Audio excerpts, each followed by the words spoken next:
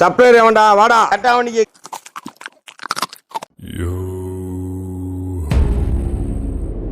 ஹோட்டல்ல யார் சார்? வாங்க சார். 1 hour later. ரொம்ப பசிக்குது, வேமா வாப்பா. 2 hours later.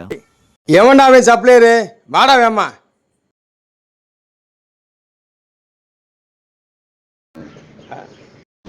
ஏய், என்ன நாய்க்கு திங்கிற மாதிரி தூக்கி போட்டுக்கிட்டு இருக்க? இவர் யாரு தெரியுமா? கவிஞர் புஷ்பராஜ். யாரு? சாரி, எனக்கு தெரியாது. கவிதை சொல்ல ஆரம்பிச்சாருன்னு வச்சுக்க, கடல் மாதிரி கொட்டிக்கிட்டே இருக்கும், தாங்க மாட்ட. கேக்குறியா? என்ன மாமா கவிஞரா? ஏதோ காகிதம் பறக்கிற மாதிரி இருக்காரு.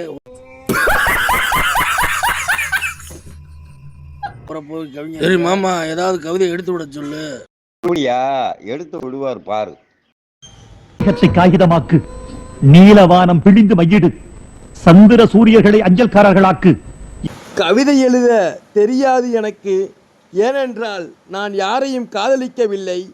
கவிதையே, கவிதையே எனக்கு காதலி கொடு.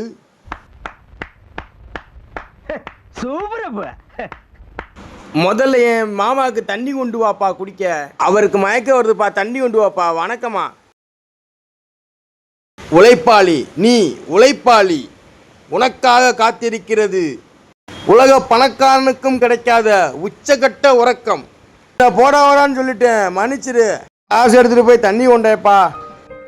முன்ன பின்ன தெரியாத ஒரு பையனுக்காக கண்ணீர் விடுற அந்த மனசு இருக்கு, அதான் கடவுள்.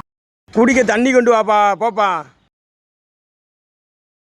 எப்பா அந்த கிளாஸ்ல தண்ணி நல்லா இல்லை பாருப்பா, அதை கீழே ஊற்றிட்டு வேறு தண்ணி கொண்டு வாப்பா. பிரியாணி வேற லெவலில் இருக்கு மாமா, டேஸ்ட்டா. அப்படியே அந்த கறி எல்லாம் மலர்ந்து பூ மாதிரி அவ்வளோ அருமையாக இருக்கு மாமா. அதுதான் நான் அந்த கடைக்கு வந்தேன் மாமாய்.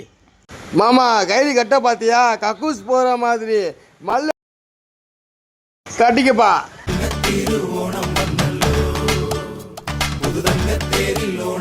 பொறு மாமா. நம்ம தண்ணி குடிங்க. நம்ம தண்ணியா? நம்ம தண்ணி தான், குழு குழுன்னு இனிப்பா இருக்கு. மாமா உனக்கு ஸ்பெஷல் தண்ணி வேணுமா?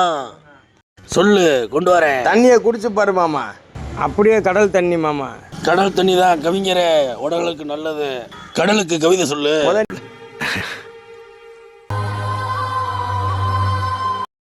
மெனு கார்டு எடுத்துட்டு வாப்பா. முத போப்பா. சிம் கார்டா?